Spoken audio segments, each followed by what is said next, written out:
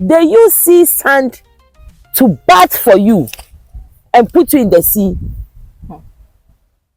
But these are sharp learning curves for all Ghanaians. We don't need to take the widow through this. She had already had her fair share of the pain. Why take her through this? Do you want to kill her out of pain? Why? It's incredible, really, especially, when these things are done at a very vulnerable time. But there's something you mentioned which maybe you kind of like walked over. But I want to bring you back to that point about the house. You said something about being kicked out of the house. It happened. Walk us through that. Okay. Who did the kicking out? Okay, so where did this begin? The family head then told my daddy's elder brother that he is now in charge of the house. The house belonged to my grandfather, and he gave my father a portion. Okay. And was this documented legally, or was this oral tradition? Just, to help us understand. I think it was not. Right. Okay. It was not. Okay. Right. Okay. So he, in turn, the good Samaritan that he is, the good Father Christmas that he is, brought his younger siblings into the house to live with us. Okay. And believe you me, it wasn't a good experience. I don't wish that for any mother to lose your husband and to go through that. So he was the head of the family. That is the Abusuab3ni. Yes, the Abusuab3ni. So he took charge of the house. Yes. And then in taking charge, he now tells your mother and your siblings to leave the house. Yes. To where? Okay, so we were very lucky. We had sheep and goats in the house. Right. So they were in a small pen behind the house. So that was where we turned to our kitchen. And there was another small part of the house. Right. That was where they put us. So goats were living in behind the house. So that was where we were putting our coal pots and things to cook. Oh, you guys basically moved into the sheep pen for the kitchen, and then we had one room for bedroom. And this is still, are these family members? Yes. These are family. It's not a random stranger from, these are family members who have sent you to live with the goats, basically. Wow. Incredible. I mean, when you read in the scriptures, it says, Joseph, father of our Lord, and, Blessed Mother Mary, they had to move into the pen because there was no room in the inn. That we understand. But in this case, to have it done to you by your own kith and kin, your own family. So from that point, how did you pick up yourself, your mom, and your siblings up to this point? Okay, so my father had a printing press. He ran. So his younger brother said he was supposed to take care of us. So he took over the printing press, moved the printing press from the house, and settled it in another location, New Town. That was when the PNDC law 111 has been ruled out. So the day that they read the will, we were not home. But the executors too, I think only one showed up. And they said, the way your father's family members are, we don't want to show our face. We don't want to also lose our lives. We don't know what happened to your father that he died. We don't want to show our face. Behind the scenes, we'll support you. But none of them showed up. It was one lawyer friend of Daddy who said, oh, Abi, go and call for a probate of the will and contest. Then she said, the person that I came to marry has died. Why should I follow this property so that they kill my children? She did not. But she started selling, she was a hairdresser. She started selling kinky. It was like the whole area. everybody, if you want kinky, Yeah. come to our house. If you want kinky, come to our house. So that was how it started. And we're all in secondary school, we're continuing. But somebody will come and buy kinky. Then the person will hear us talk. Ah, madam, how come your children are speaking so good English and you're making them sell kinky? She said, ah, excuse me to say, if your mother sells chamber pot, if you go home, you will sell it with her. So this is what they do. But when school reopens, they will go home. One of my father's friend who stood with us in thick and thin, no, he is called Mr. Beku Kakari. He came back. He's an architect, so he said he has won a contract to build hostels for Cape Coast University. Okay. And then God told him that he should bring the money to us. Wow. No jokes. Wow. God told him that he should bring the money to us. So he brought the money to us. Those days, secondary school wasn't so expensive. And my mother was running her own special susu in her wardrobe. The susu is so funny because all her new notes go into offering and only her old notes, Wow. only her old notes go into her susu. So when school reopens, she'll put it together and give it to us. And that's how come. But when I finished Form 5, I didn't school again. Yes. I decided to help her, to work with her so that we can take care of my siblings. Then one day she said, it is not a good thing. You have to go to school with all these potentials. So I love drawing. So there was an art school close by and I enrolled into it. Whilst I was there, I bettered some of my BEC O-level papers. Then I wrote my A-level. Then I went into university. I went into tech. Wow. So whilst I was in tech, we did all the Christian things together. We went on outreaches and things. And by the grace of God, I got married and I moved out of the house. And I went to begin my own life. So that is where we are. In fact, God has been faithful. Amazing. Faithful. My younger sister works with Central University.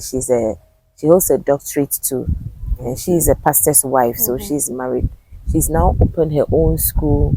Amazing. My younger brother, he is here with me here, but he is not well. But God has been faithful. Faithful. Faithful. And for those who maltreated us, we are even praying that may God come through for them.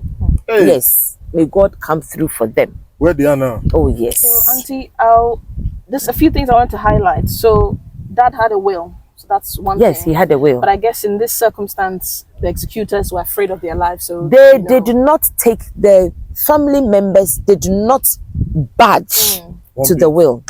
And in that will, they said PNDC Law 11 will not help us. Abigail and your children, PNDC Law 11 will not help you. All the things in the house, we are taking them away. My mother did not even say that she wanted even a fan to fan it. She did not ask for anything. For those of you who are not aware, PNDC Law 111 was, put forth to help widows and children, essentially, so that they're not taken advantage of when the head of the home passes away. PNDC Law 11 will not save us. And now that there's a will, they will not budge. They will not take anything that the will is saying. What shows that we have not gone to sit in some corner to write? No, they will not take it. They will not accept it. They were even going to question the authenticity of the will. Yes. Despite the fact that it was backed by a lawyer who came in his coat and was holding a suitcase, a briefcase. They said no. They have heard it, but it doesn't work for them. That is the will. Yes. Incredible. They said it won't work for them. And again, these are family members. Of course. Are they educated? Yeah. Yes, they were. They were educated. Right. So, Auntie, I know there's a lot to share and we could do this for 10 hours and a lot will still come out. Is there something you can, or is there some counsel you can offer someone who's recently bereaved, a widow, or the children, are there any steps you think they can take to avoid such a scenario, if there are any steps? You know, Madam, any kind of advice? And yeah. Before when you want to answer this question, start by advising a widow whose husband has just dropped dead now, like 2 minutes ago. What would you tell her to do? My dear widow mother, because you're also my mother. Because of education, if you are living with your husband, check if he has done a will. And then your last wish, you want this and that to be done at your funeral. Yeah. You should write it in the presence of a lawyer, stamped and signed. For instance, my auntie died. She has an only son. She said she didn't want the son to go through hell. Yeah. So she wrote, if I die, go into my wardrobe, open the first shelf. Everything you need to dress me is there. Wow. This, that. Don't meet 2 times, 1 meeting. Everybody dressed in white. And the only thing that wasn't taken, that wasn't adhered to, was the fact that she said she's bought space in Osu.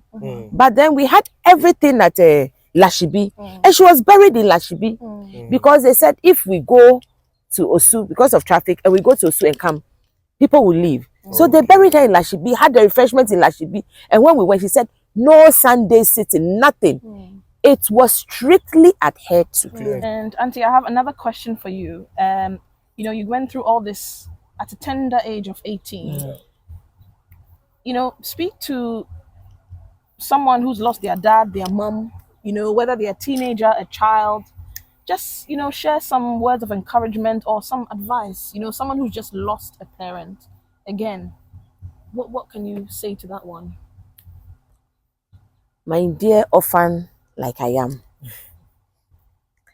my heart goes out to you. What makes the difference, what has changed our story, is Jesus. You put Jesus in the middle of the story.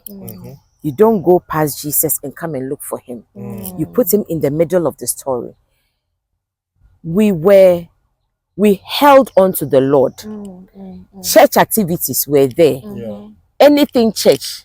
And maybe that is where I found my husband, in the church. Praise God. So widow, brother, with orphan sister or sisters and brothers, please don't go chasing your parents' things. But otherwise the family will fight you.